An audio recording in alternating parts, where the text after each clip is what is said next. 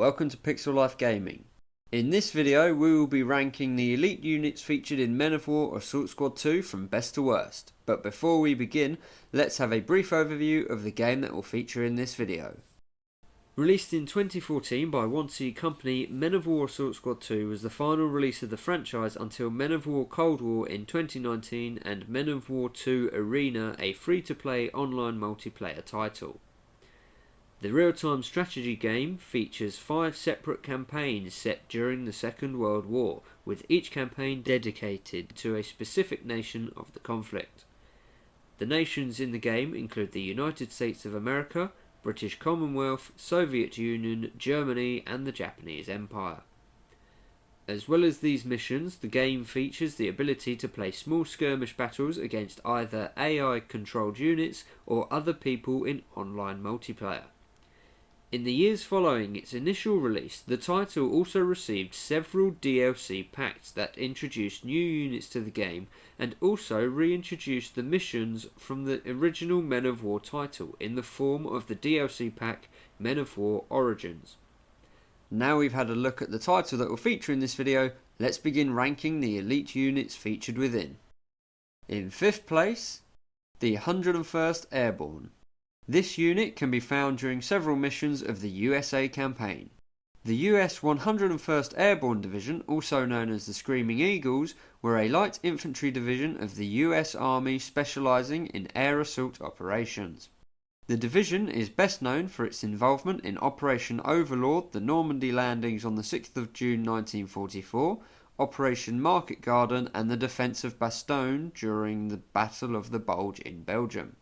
Deploying to the battlefield by parachute, although classified as an elite fighting unit, the 101st Airborne Division in the game reflects its status as a light infantry division within the US Armed Forces, being equipped with small arms weapons such as rifles and submachine guns and a few explosive capabilities in the forms of grenades. Due to this, the infantry units that appear on the battlefield, while capable of dealing with enemy infantry, lack any serious anti-armour ability, meaning that when encountering enemy tanks or armoured vehicles, the unit is at a serious disadvantage. This will often result in the unit being almost or completely overwhelmed by superior enemy forces. As well as an inability to cause any serious disruption to enemy armoured units, a key part of the unit's deployment to the battlefield is the designated landing zone selected by the player. If chosen wisely, the unit can be highly effective in combat. However, if chosen poorly, they can become overwhelmed and defeated before having any major effect on the battlefield. Finally, those airborne infantry are gonna bring the pain. Those crowds won't know what hit them.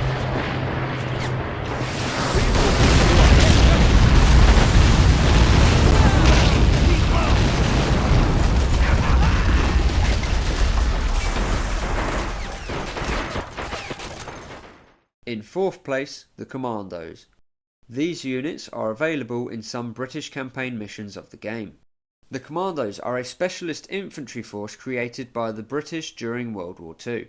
They often take part in special operations and other missions that are critical importance and cannot be achieved when using conventional military units and strategies. During the Second World War, such missions included disrupting German airfield operations during the North Africa campaign and sabotage missions behind enemy lines. In the game, these units are introduced to the battlefield in trucks and a jeep, similar to those used in the long-range desert group of the North Africa campaign.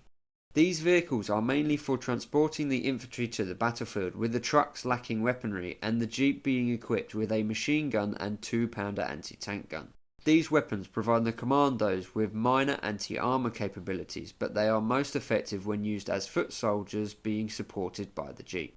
When being used as infantry, the Commandos are highly effective against enemy infantry units, using both machine guns and submachine guns with light anti-armour capabilities and explosives.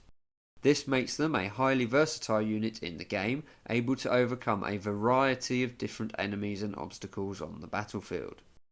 In 3rd place, the Type 4 Heavy Rocket Artillery. This weapon is available in several missions of the Japanese campaign. The 200mm Type 4 rocket mortar was developed by the Japanese Army in the later stages of World War II. This weapon was more accurate than most conventional mortars and could be produced quickly at a low cost. The weapon was produced in high numbers and entered service in 1943, and were used during both the battles of Iwo Jima and Okinawa. In the game, the Type 4 is an effective weapon when used at range against enemy infantry units and static defensive positions such as anti-tank guns and artillery. Due to the large size of its 200mm high explosive ammunition, the weapon is highly devastating, capable of reducing most buildings and cover to rubble, and destroying units caught within the explosion's blast radius. Possibly the only downside of the weapon within the game is that it only fires one rocket at a time before taking a long time to reload. However, this is compensated by giving the player 2 rocket mortars instead of just one, allowing them to switch between the weapons for greater effect during the battle.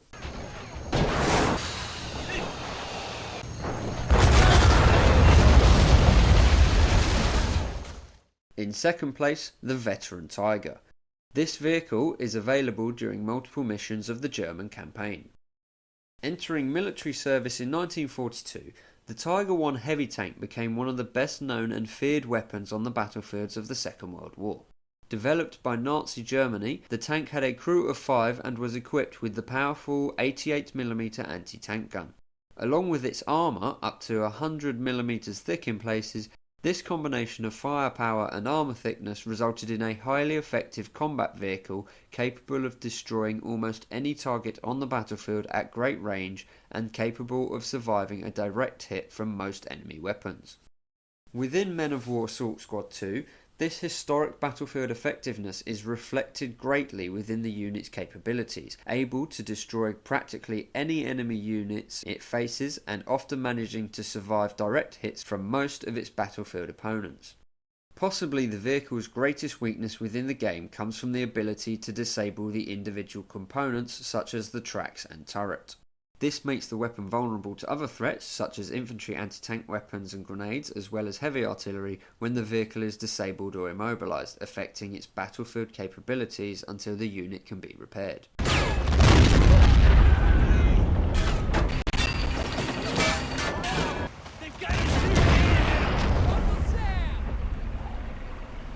Keep moving!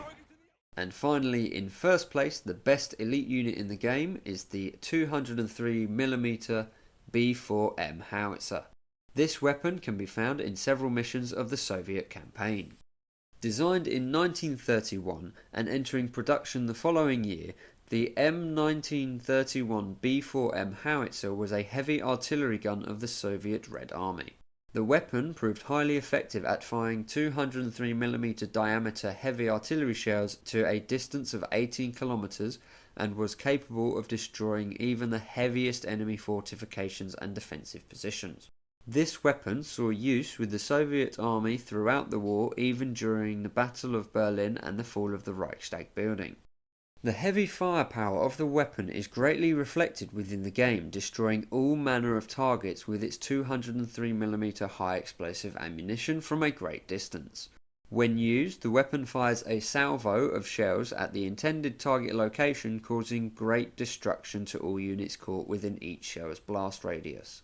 As well as being highly destructive, the unit also benefits from the ability to fire its ammunition over a great distance, meaning that it can sit safely behind the units of the front line and still be used to target the enemy with devastating effect.